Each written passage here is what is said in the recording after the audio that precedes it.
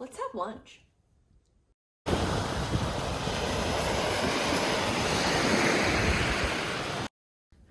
I am going to be preparing a fairly common lunch for me, probably for a lot of people, so that I can return to the flavors and the smells and the aromas and even the process of making it, the ritual of making it, so that I have it to refer to call on memories of a particular day. The way that I have it set up is when I go on my nature hikes, I have a bowl of ramen and some dumplings, some tea, and then I go on this hike.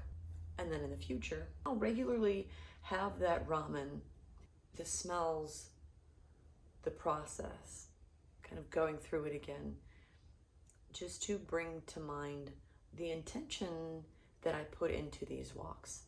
I am putting those intentions into my body to manifest something from that food, the same way that I am putting my intention into these walks to connect with nature and the cycles of the seasons. And I know ramen gets a bad rap, but hear me out. First of all, I try to doctor it up as much as possible, so we're going on a little journey there. How we eat ramen today is a variation of a kind of soba noodle that originated in China. And by the time it made it to Japan, 1950s, post-war, Momofuku Ando, the man who invented instant ramen, saw a long line for ramen noodles, really thought to himself, there's got to be a way to make those more accessible. And there's a reason why we don't make ramen noodles homemade. It's very difficult. Ramen means pulled noodle. So it's very labor intensive and the ingredients are a little difficult. So the idea was to do something with all of the wheat flour that Japan was getting from the United States with the expectation to bake bread with it. Momofuku Ando said something to the effect, and I'm paraphrasing here, if you change the food that you eat, you effectively abandon your culture and traditions. So, just because we have this flour doesn't mean that we have to start eating bread and stop eating noodles. So with that wheat flour, he figured out how to make noodles and instant noodles. And it became successful because it was accessible. And at first it was expensive. Obviously, over the years, it has become one of the cheapest, most readily available food items on the planet. Despite having a bad rep, instant noodles are something that you will see at every disaster. Anywhere that there is a scarcity of food, instant noodles are going to be present, and that's not by accident. Momofuku Ando created a foundation, and let's talk about that while I make some ramen. Here's my basic setup when I make ramen at home. Now, if I'm at work or if I'm in limited kitchen, I have this guy. It's got water lines. This is probably the best $5 I've ever spent.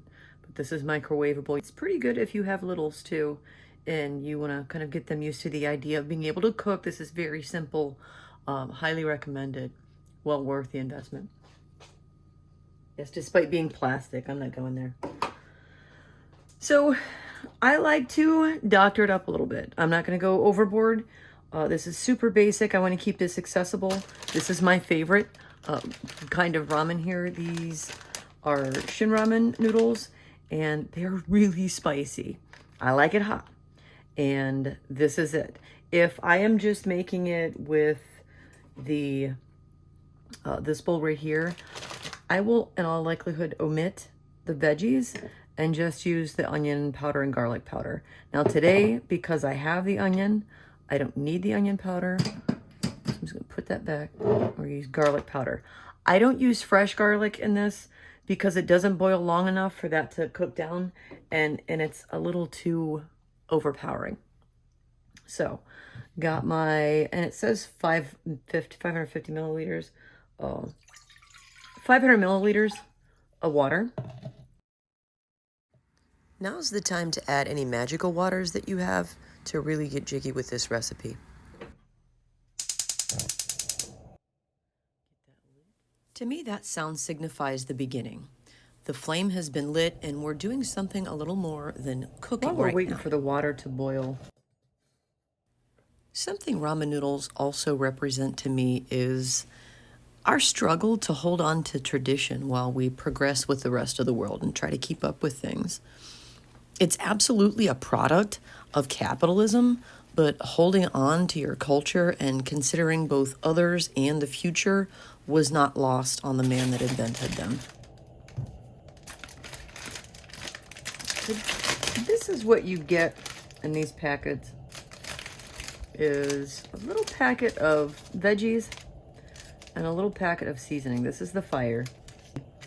The veggies I omit if I am not adding fresh veggies because they taste bitter.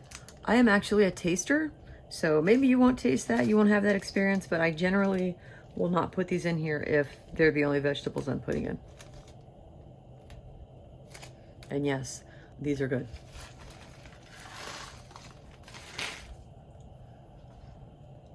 ASMR.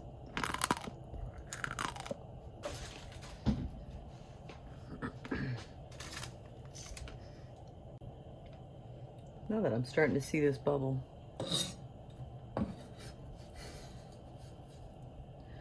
So I like the noodles. They give me that fire of longevity, prosperity. I also like to think of noodles as a way of making connections. Think about how far they've come. Instant noodles took 40 years to become a staple food item. And I know it gets a lot of flack, but Momofuku Ando believed that a company should develop itself to be something more. He said a company should develop itself to be not a lone cedar in the middle of a field, but a forest. So he created the World Instant Noodles Association. Now, the business plan has a couple of different things, but the one that impressed me the most is to help those in need by providing instant noodles. So anywhere you see like a food disaster, you'll see instant noodles. While I'm doing a little number doctoring up these noodles, all you really need to make instant noodles is hot water. And that's what makes them so successful in these situations. Before they're cooked, they're really shelf stable. And for that reason, they have actually become a sort of money in prison. So when you think about all the different things that these noodles do, they can represent a lot of different things for you. And that's one of the other reasons why I decided to make this part of my lunch ritual, is because I'm going to eat these frequently. It's not just going to be on the days that I go for a hike. I eat these a lot. This is my go-to lunch. I'm incorporating this into something that's a little more meaningful, but also so that I can adapt it as my months and weeks go along, because what I'm intending to do now is going to shift in the upcoming months. My secret ingredient here is sesame oil. Toasted sesame oil. If you do any kind of Asian-inspired cooking, it seems like a luxury item, but it's one of those things, a little goes a long way. It's not too expensive for what you get. It seems like it's expensive, but you use a teeny amount. You'll see how much I'm going to use of this. And I've had this I filled this 2 months ago, and I use this a lot. It's not quite halfway down now. Toasted sesame oil has a warm, nutty flavor that regular sesame oil doesn't have. Regular sesame oil can be used for cooking, but it can also be used for skincare, hair care, and it's used in Hindu temples to light oil lamps. As I understand it, sesame oil has cleansing properties when used this way. For this reason, I do not attribute cleansing properties to sesame oil when I use it. Using it in that way isn't really in my wheelhouse, and I don't want to be disrespectful of other people's cultural beliefs. My coworkers used to crack jokes. While the thought is beautiful, I'm only here to observe. Bags like I used to do drugs. I said, I don't do drugs. I do ramen. Or as our other coworker used to say, Raymond's. My mom called them too. All right. here's the secret ingredient. That's probably too much, but we'll see. And then I'm going to transfer all of this to this plastic bowl because I don't want to eat it out of this like a caveman. And this is like the perfect bowl. So here we go.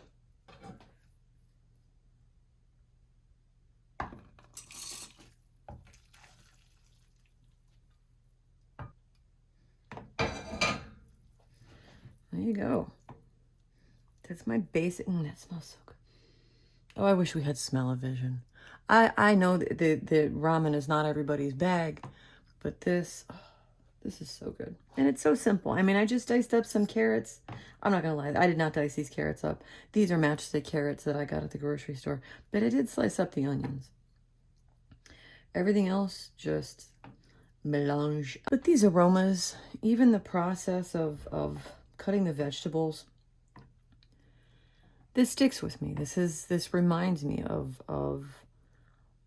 getting ready to go and be out in nature. And it helps me reset, especially for lunch. This is why I like to have this. Like the onions and stuff, if you look at some of the properties of food, onions are absorbing. They absorb negativity and banish it. You know, carrots are grounding. It's a root vegetable. In my job, over the course of the day, those are great things to be having for lunch. Thinking about putting all of that into your food, you're putting those intentions also into your body, the same way that you put your intentions out into the world when you set them and you let the universe or what have you do its thing. All right, here we go. I like to think of food as a way of putting those same intentions into my body and letting my body do its thing. There you go. What a treat.